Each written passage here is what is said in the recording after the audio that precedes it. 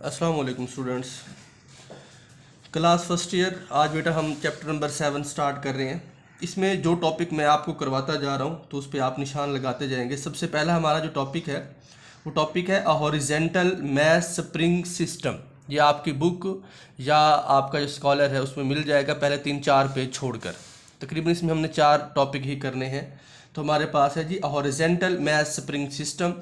इसमें हम क्या करते हैं, इसमें हम जो है वो एक मैस एम लेते हैं और उस मैस एम को हम क्या करते हैं, उसके बाद हम एक स्ट्रिंग लेंगे, एक रस्सी लेंगे। समझ लें एक रस्सी जो है उसके एक सिरे को हम एक फिक्स पॉइंट के साथ, जिसको हम सपोर्ट कह सकते हैं, मतलब फिक्स पॉइंट के साथ अटैच करेंगे उस स्ट्रिंग के, और दूसरे एंड्स को हम एक मैस एम के साथ अटैच कर देंगे।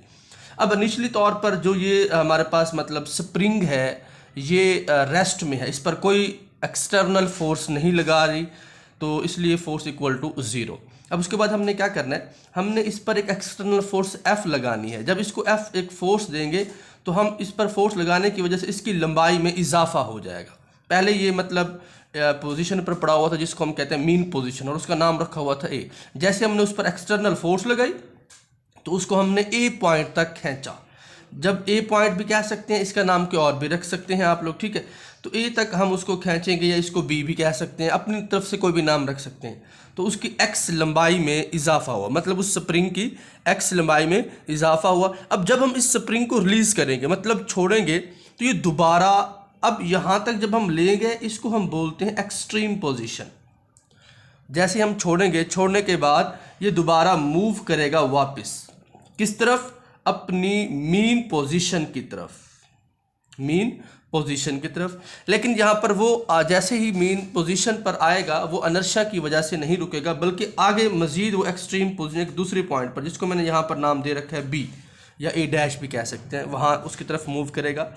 अब जब इसको हमने जो है वो खींचा तो according to second law of motion we know that F is equal to, हमारे पास क्या होता है एम ए। खींचा तो उसकी एक्स लंबाई में इजाफा हुआ अकॉर्डिंग टू हुक लॉ। ये हम जो करेंगे बेटा, ये करेंगे according to Hooke's law.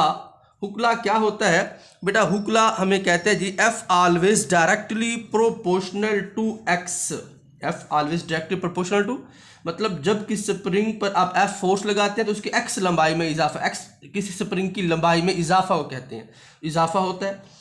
F always equal to होता है बेटा हमारे पास के, के इज द स्प्रिंग कांस्टेंट, के इज द स्प्रिंग कांस्टेंट। और यहाँ पर बेटा हमारे पास जो है, मैं यहाँ पर एक साइन लगा रहा हूँ जिसको हम कहते हैं माइनस के एक्स। माइनस क्या है, जैसे हम इसको रिलीज करेंगे ये खुद ब खुद वापस आएगा, उसको ये रिस्टोरिंग फोर्स को शो करता है। मतलब जब वो वापस आएगा तो माइनस किसको शो करता है, रिस्टोर, मतलब उसके इतनी एनर्जी स्टोर हो जाएगी जिसकी वजह से वो खुद वापस आना चाह रहा है यहाँ से किसकी तरफ, मीन पोजीशन की तरफ। ठीक है जी। तो ये हमारे पास दो इक्वेशन बन गई। तो इन दोनों को हम कंपेयर करेंगे, दोनों इक्वेशंस को कंपेयर हम कर रहे हैं जी, इक्वेशन 1 को और इक्वेशन 2 को। तो हमारे पास f is equal to F, हम क्या करते हैं, ये f इज़ इक्वल टू है एम ए, और ये f जो है वो है माइनस के एक्स। अब यहाँ से हमें a चाहिए, एक्स्ट्रा m खड़ा, इधर भी डिवाइड कर देंगे इधर भी डिवाइड कर देंगे, तो a is equal to minus K X over हमारे पास क्या बन जाएगा बेटा m। अच्छा, a is equal to minus K over m और x। ये जो हमारे पास k ओवर m है असल में ये होता है हमारे पास कांस्टेंट। क्या होता है जी हमारे पास, k ओवर m जो है वो हमारे पास कांस्टेंट है। तो अगर हम इस इक्वेशन को दोबारा देखना चाहें तो a is equal to minus वैसे का वैसा k ओवर m क्या हो जाएगा, ये हमारे पास हो जाएगा कांस्टेंट, और ये आ जाएगा x। और आपको पता है कि हमारे पास जो इक्वल और इसके अलावा जो कांस्टेंट की वैल्यू है वो यूज़ की जाती है प्रोपोर्शनल के लिए। तो a is equal to, sorry a, ये इक्वल और कांस्टेंट किसके आ जाएगा हमारे पास, प्रोपोर्शनल, माइनस वैसे का वैसा, और आके क्या रह जाएगा a साथ x। और ये शो करता है हमारे पास सिंपल हार्मोनिक मोशन को। क्लियर है जी। उसके बाद नेक्स्ट हम करते हैं जी, यहाँ पर एंगुलर फ्रीक्वेंसी फाइंड करेंगे। एंगुलर फ्रीक्वेंसी और एंगुलर मतलब यहाँ पर हम उसके लिए जो यूज़ करते हैं वो ओमेगा का यूज़ करते हैं कि अगर कोई जिस्म जो है ना वो घूमेगा तो एंगुलर के हवाले से हमारे पास इसका फार्मूला होता है A=-(-)x। देखें ये A किसके इक्वल है, ये यहाँ से हम इस इक्वेशन से लेंगे। ये फ़र्ज़ किया ये इक्वेशन है, मैं इसको कोई इक्वेशन 3 का नाम दे देता हूँ। तो ये A= क्या आ जाएगा, -K/m, x (-)-(-)x। देखें माइनस से माइनस कैंसिल, x से x कैंसिल, तो (-) आ गया K/m। ओमेगा स्क्वायर ये बार बार यूज़ होगा। अगर स्क्वायर से ख़त्म करना चाहें तो स्क्वायर ख़त्म करने के लिए इसका भी अंडर रूट ले लेंगे और साथ K/m का भी क्या ले लेंगे हम, अंडर रूट। ये स्क्वायर से अंडर रूट कैंसिल हो जाएगा, तो हमारे पास क्या रिज़ल्ट आ जाएगा, Ω=K/m अंडर रूट। हाँ जी, नेक्स्ट अब हमारे पास यहाँ पर जो मतलब ओमेगा आया है वो आया है K/m अंडर रूट के। ये यहाँ से हम क्लियर कर, उसके बाद हम मालूम करेंगे टाइम पीरियड। ये चंद एक चीज़ें हमने फाइंड करनी है। टाइम पीरियड कैसे होता है जी, उसके लिए बेटा हमारे पास फार्मूला होता है, याद करना पड़ेगा, T=2π/ओमेगा।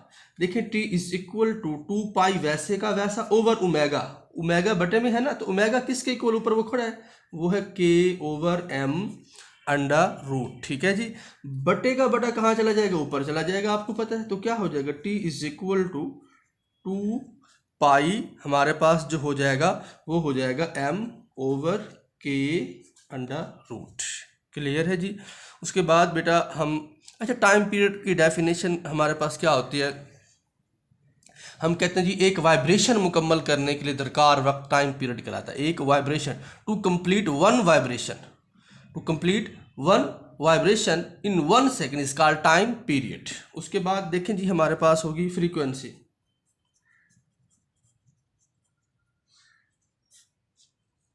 एक सेकंड में की गई वाइब्रेशंस के दर, to complete one vibration is called time period. To complete one vibration in 1 second, to complete one vibration in 1 second is called frequency. देखिए बेटा फ्रीक्वेंसी का फार्मूला होता है F=1/T। फ्रीक्वेंसी और टाइम पीरियड एक दूसरे के रेसिप्रोकल होते हैं, मतलब एक दूसरे के उलट होते हैं, मुखालिफ होते हैं। तो F=1/T। T किसके इक्वल है, वो यहाँ पर मौजूद है 2πm/K। हमारे पास क्या आ जाएगा, अंडर रूट। तो इसको फिर K बटा है तो उल्टा देंगे, क्या हो जाएगा 1/2π, ये m/K उलट हो जाएगा, क्या K/m अंडर रूट। ठीक है जी, ये हमारे पास हो गया फ्रीक्वेंसी। उसके बाद हमारे पास है इंस्टेंटेनियस डिस्प्लेसमेंट।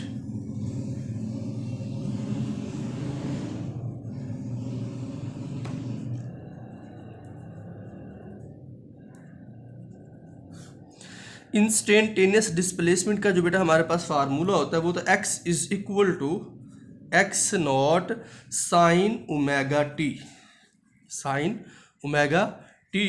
और उसके बाद जो है अगर हम इसके अंदर ओमेगा की वैल्यू पुट कर दें, किस चीज़ की, ओमेगा आपको पता है वो होता है K/m अंडर रूट के। तो x= हमारे पास क्या बन जाएगा, x0 sin ओमेगा की जगह आ जाएगा K/m अंडर रूट और साथ क्या खड़ा है, t। तो ये हमारे पास इस तरह से कुछ इसका रिजल्ट आ जाएगा। अच्छा उसके बाद नेक्स्ट हम करने हैं इंस्टेंटेनियस वेलोसिटी। इंस्टेंटेनियस वेलोसिटी ये हमें न्यूमेरिकल्स के अंदर बार बार इस्तेमाल होंगे, इसलिए इसको करना ज़रूरी है। तो हमारे पास है जी V= इंस्टेंटेनियस का फार्मूला ओमेगा, फिर उसके बाद हमारे पास है अंडर रूट के अंदर x0² माइनस x का स्क्वायर। ओमेगा आपको पता है वो किसके इक्वल है, वो है K/m अंडर रूट के। बाकी यहाँ पर रह जाएगा x0² माइनस x का स्क्वायर। देखें ये भी अंडर रूट में, ये भी अंडर, इनको इकट्ठा एक ही अंडर रूट के अंदर लिख देते हैं। तो क्या बन जाएगा हमारे पास, वो बन जाएगा K/m। यहाँ से हमारे पास जो चीज़ रह जाएगी इस, अगर इनको इकट्ठा हम लिखना चाहें एक ही अंडर रूट के अंदर, तो मैं यहाँ से मतलब ये के ओवर एम इस एक्स नॉट स्क्वायर के साथ भी होगा और इस एक्स के साथ भी होगा, और यहाँ से हम क्या करते हैं, इस एक्स नॉट को कॉमन भी ले लेते हैं, या पहले रहने दें इसको यूँ, X naught square minus X का स्क्वायर। अब next is equal to K over M into X naught square, अगर मैं कॉमन लेता हूँ फर्स्ट का यहाँ से एक्स नॉट स्क्वायर कॉमन, तो बाकी यहाँ पे क्या रह जाएगा 1 माइनस एक्स का स्क्वायर, और ये जो चीज़ हम कॉमन लेते हैं हालांकि मैच नहीं हो रही, लेकिन वो जाकर वहाँ पर डिवाइड हो जाएगी। ठीक है जी, मैं एक सिंपल और इसका मेथड बताता हूँ। फर्स्ट के हमारे पास है 2 माइनस 3, हम यहाँ से कॉमन 2 ले रहे हैं, 2 जब कॉमन लिए तो यहाँ पर रह जाएगा 1 माइनस 3, और जो चीज़ कॉमन लेंगे ना हालांकि मैच नहीं होती, वो जाकर वहाँ पर डिवाइड हो जाती है इस तरह। तो मैंने इस प्रोसेस को सेम इसी तरह किया है। ठीक है, तो हमारे पास क्या हो जाएगा, v इज इक्वल टू इस एक्स नॉट स्क्वायर को हम ख़त्म कर देंगे अंडर रूट से। जब X naught square under root से ख़त्म हो जाएगा तो सिंपल रह जाएगा एक्स नॉट, बाकी अंदर जो चीज़ें रह जाएंगी वो वैसी की वैसी हम लिख देंगे K over M into 1 minus X square over X not का स्क्वायर। क्लियर है। उसके बाद मैक्सिमम वेलोसिटी हम फाइंड करेंगे। मैक्सिमम वेलोसिटी कैसे फाइंड करते हैं, उसके लिए फार्मूला होता है V naught is equal to X naught. अब यहाँ पर हमारे पास हो जाएगा के ओवर एम इंटू 1 माइनस, अब यहाँ पर क्या था, एक्स का स्क्वायर ओवर एक्स नॉट का स्क्वायर। अब यहाँ पर इस चीज़ को हमने देखना है कि यहाँ पर जो हमारे पास एक्स है उसको हम कैसे फाइंड करते हैं, कि जब कोई बॉडी मतलब वो जो स्प्रिंग होता है वो मीन पोजीशन की तरफ जाता है, मीन ओ पोजीशन की तरफ जाता है, तो ओ पोजीशन की तरफ जाते हुए अब उसकी जो वेलोसिटी है वो कम हो रही होती है, जिसकी वजह से उसको हम इक्वल टू क्या कह देते हैं, ज़ीरो कह देते हैं। तो इधर ज़ीरो पुट कर देंगे, X naught K over M under root into 1 minus 0 over X not का स्क्वायर, ये सारे का सारा ज़ीरो हो जाएगा। तो V naught is equal to X naught क्या आ जाएगा, के ओवर एम अंडर रूट। ठीक है जी। और इसी तरह अगर हम मालूम करना चाहें मिनिमम वेलोसिटी, बस लास्ट है हमारे पास मिनिमम वेलोसिटी। मिनिमम वेलोसिटी के लिए फार्मूला होता है v is equal to omega X not का स्क्वायर माइनस एक्स नॉट का स्क्वायर। ठीक है जी, under root v is equal to, देखो X not minus X not से क्या हो जाएगा, कैंसिल आउट हो जाएगा, तो v is equal to omega into 0, हमारे पास सारे का सारा क्या हो जाएगा, 0। ये हमारे पास मिनिमम वेलोसिटी आ जाएगी। चलें जी, आज का टॉपिक हमारे पास कंप्लीट। और ये बेटा सब स्टूडेंट्स ने घर में इसको 2-3 दफ़ा जो है वो सुनना है और उसके बाद याद करके इसको असाइनमेंट के तौर पर लिखना है, ताकि मंडे वाले दिन इसको आप कॉलेज में जमा करवा सकें। Thank you.